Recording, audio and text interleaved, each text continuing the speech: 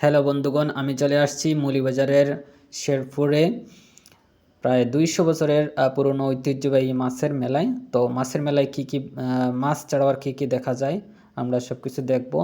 এবং হচ্ছে এটা হচ্ছে প্রবেশ পথ, একটা হচ্ছে বন্ধের মাঝখানে আর কি সেটা বসানো হয়েছে। আর এদিকে হচ্ছে রাস্তা আছে দুই দিকে। তো আমি ব্যাক সাইডে দিয়ে এসে দেখালাম যে প্যান্ডেলগুলো কত বড় এবং বিশাল এরিয়া জুড়ে। চলুন যা যাক এবার ভিতরে মাছ দেখতে।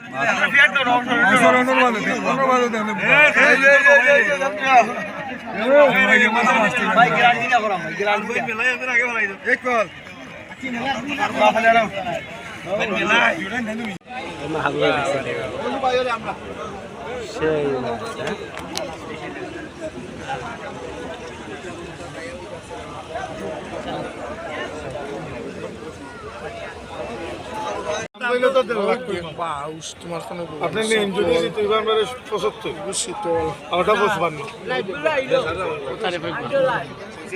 আগাগুড়ি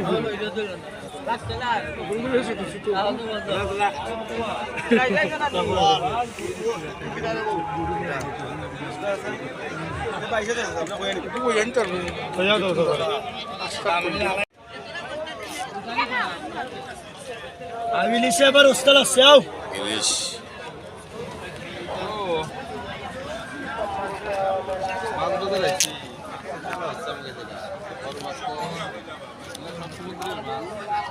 ইলিশ কিলাবা কোনদিকে নিবা ভাই ও ওটা পিস না তা পিস হিসাব পিস তো মানে আপনি সাসা ইচ্ছা করে কইনা কত না আমি কইছি একবার ফুলসতে জানাই পিস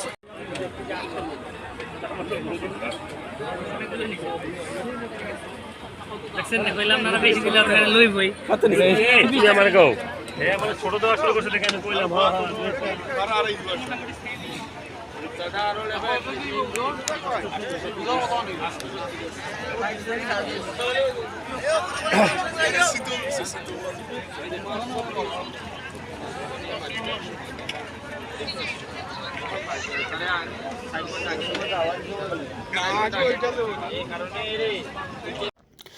তো বন্ধুগণ, আপনারা দেখতে পেলেন এতক্ষণ হচ্ছে বড় বড় মাছ যেগুলো আসছে আমাদের হাকালুকি আওয়ার আর বিভিন্ন বিল থেকে আসে, প্লাস হচ্ছে চাঁদপুর থেকেও অনেক মাছ আসছে, চিটাগং থেকে আসছে, প্লাস হচ্ছে সামুদ্রিক অনেক মাছ আসছে।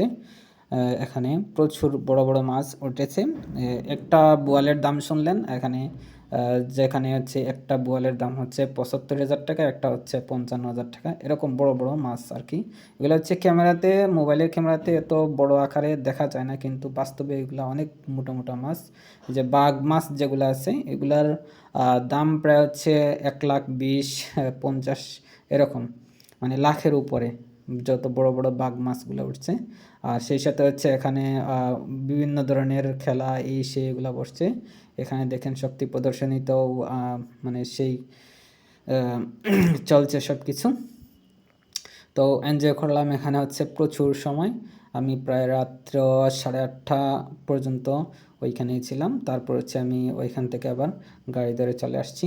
তো দেখেন আরও মানে কত মানুষ, মানে এরা হচ্ছে সারা রাত্রি এখানে থাকবে, এখান থেকে কোনো যাওয়া যাওয়াই নাই, ঠিক আছে। মাইকিং করে বলা হয়েছে এখানে আরও একদিন তারা থাকবে। সাধারণত 2 দিন ব্যাপী এই মাছের মেলাটা হয়ে থাকে। তো আজকে আমি এই পর্যন্তই রাখবো। সবাই ভালো থাকবেন। আর এটা হচ্ছে আমার ব্লগ। তো যদি এরকম আরও ব্লগ দেখতে চান অবশ্যই আমার সাথে থাকবেন। ধন্যবাদ সবাইকে, ভালো থাকবেন, সুস্থ থাকবেন। Thank you.